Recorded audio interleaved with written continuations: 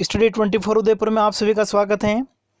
पिछले वीडियो में हमने आत्मनिर्भर भारत अभियान से संबंधित सरकार के द्वारा जो घोषणाएं की गई हैं, 3 चरणों की घोषणाओं को हमने अलग अलग 3 वीडियो में देखा था और एक वीडियो में हमने आत्मनिर्भर भारत अभियान क्या है उसको देखा था। कुल हमने 4 वीडियो बना चुके हैं। अगर आपने पिछले वीडियो नहीं देखे हैं और अगर देखना चाहते हैं तो उसका जो लिंक है आपको डिस्क्रिप्शन में मिल जाएगा, वहां से जाके आप पिछले 4 वीडियो देख सकते हैं। अब देखिए, चौथे चरण में सरकार के द्वारा जो घोषणा की गई है वो मुख्य रूप से 8 क्षेत्रों से संबंधित हैं। कौन कौन से? कोयला क्षेत्र हैं, खनन, रक्षा उत्पादन, नागरिक उड्डयन, विद्युत वितरण, सामाजिक आधारभूत संरचना, अंतरिक्ष और परमाणु ऊर्जा के जो क्षेत्र हैं, इन 8 क्षेत्रों के लिए सरकार के द्वारा घोषणाएं की गई हैं। आत्मनिर्भर भारत अभियान में भारत सरकार के द्वारा 20 लाख करोड़ का जो व्यय किया जाएगा, उसमें अलग अलग क्षेत्रों के लिए क्या क्या कार्य किए जाएंगे। तो आज के इस वीडियो में हम चौथे चरण की जो घोषणा की गई है सरकार के द्वारा, उसमें सबसे पहले कोयला क्षेत्र के लिए क्या प्रावधान किए गए हैं उनको हम देखते हैं।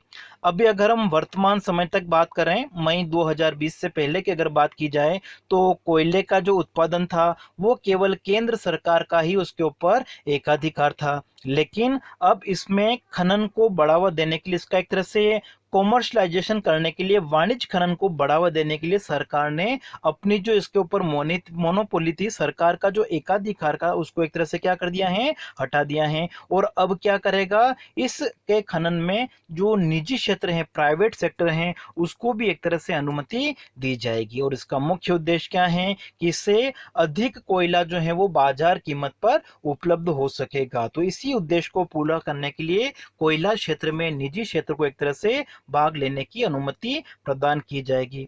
फिर उसके बाद में बताया गया है कि विश्व में अगर देखा जाए तो भारत एक तरह से तीसरा सबसे बड़ा कोयला खानों वाला देश है। कोयले की जो खाने हैं उसमें विश्व में भारत का तीसरा स्थान है। लेकिन इतनी खाने भारत में होने के बावजूद भी भारत को एक तरह से क्या करना पड़ता है, कोयले का आयात करना पड़ता है। और इसी कारण कोयले की जो आयात के ऊपर निर्भरता है उसको कम करने के लिए निजी क्षेत्र में भी खनन को एक तरह से बढ़ावा दिया जाएगा। मतलब जो कोयला क्षेत्र है उसमें खनन को निजीकरण कर दिया गया है, निजी क्षेत्र को भी एक तरह से इसमें आमंत्रित किया जाएगा। सरकार इसके लिए बुनियादी ढांचा तैयार करने के लिए 50,000 करोड़ रुपए खर्च करेगी। तो कोयला क्षेत्र में अभी तक सरकार का एकाधिकार था, लेकिन अब इसमें निजी क्षेत्र को भी अनुमति दी जाएगी। और इसके लिए इसका जो आधारभूत संरचना है, आधारभूत ढांचा है, इसका विकास करने के लिए सरकार के द्वारा कितने रुपए खर्च किए जाएंगे, 50,000 करोड़ रुपए इसके लिए खर्च किए जाएंगे। तो सबसे पहले अगर हम देखें तो कोयला क्षेत्र में एक तरह से निजी क्षेत्र को भी आमंत्रित किया जाएगा।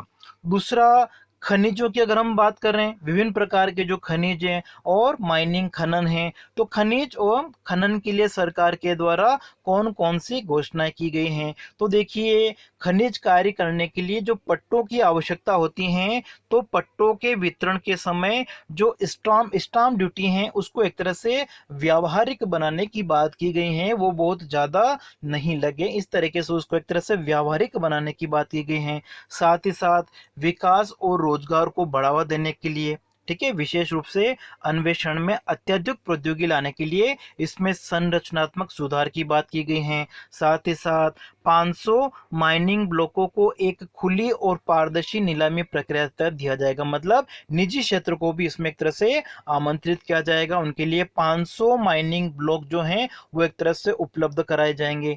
इसके अलावा जो एल्यूमिनियम उद्योग हैं उसमें भी कंपटीशन को बढ़ाने के लिए बॉक्साइट और कोयला जो खनिज है उन ब्लॉकों की संयुक्त नीलामी की जाएगी। नीलामी के माध्यम से जो एल्यूमिनियम उद्योग है उसमें भी एक तरह से कंपटीशन का कंपटीशन बढ़ेगा, प्रतिस्पर्धा एक तरह से बढ़ेगी। और इससे एक तरह से क्या होगा, जो एल्यूमिनियम उद्योग हैं उनकी जो उत्पादन लागत है, ठीक है, वो एक तरह से क्या होगी, कम होगी। तो एल्यूमिनियम उद्योग बिजली की लागत कम करने में भी एक तरह से मदद करेगा। नेक्स्ट, अगर हम रक्षा क्षेत्र की बात करें तो रक्षा क्षेत्र में मुख्य रूप से सरकार ने जो हम रक्षा उपकरण विदेशों से मंगाते हैं, तो विदेशों के ऊपर निर्भरता एक तरह से कम करके स्वदेश में हमारे देश में ही उत्पादन को बढ़ाने की एक तरह से बात की गई है। सबसे पहले अगर हम देखें, सरकार उन हथियारों को सूचित करेगा जिनके आयात करने की अनुमति नहीं है, और हर साल ये सूची क्या करेगी, बढ़ाई जाएगी, ताकि इनका जो उत्पादन है वो अपने देश में ही हो सके। केंद्र सरकार आयातित पुर्जों के स्वदेशीकरण पर ध्यान केंद्रित करेगा।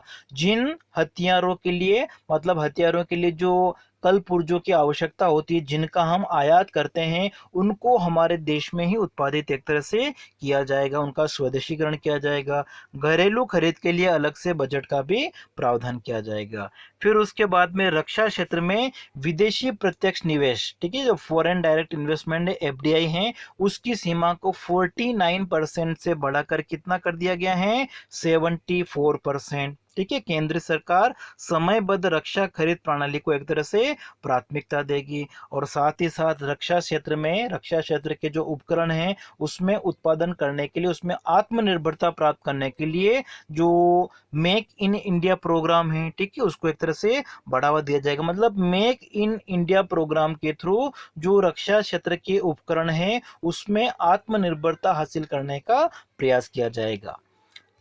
नेक्स्ट अगर हम बात करें, जो नागरिक उड्डयन हैं उनके लिए जो देशी हमारी उड़ानें हैं उनकी लागत में एक तरह से कमी लाने के लिए, और जो हवाई क्षेत्र का प्रबंध है वो एक तरह से अच्छे से हो जाए, कुशल हवाई क्षेत्र प्रबंधन के लिए भी सरकार के द्वारा कुछ घोषणाएं की गई हैं।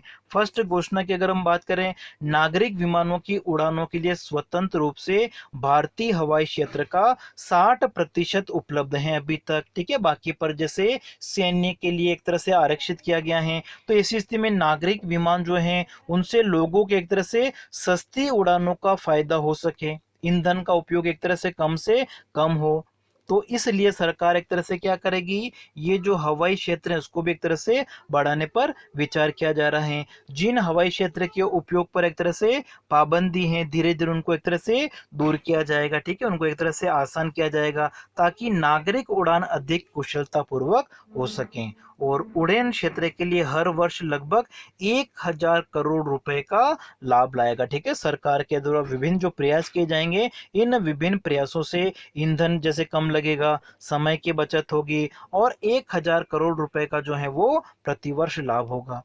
इसके अलावा पब्लिक प्राइवेट पार्टनरशिप के आधार पर अगर देखें हम, ठीक है, public private partnership PPP mode के माध्यम से अधिक विश्व स्तरीय हवाई अड्डे जो हैं उनका निर्माण किया जाएगा, या उनका एक तरह से आधुनिकीकरण किया जाएगा।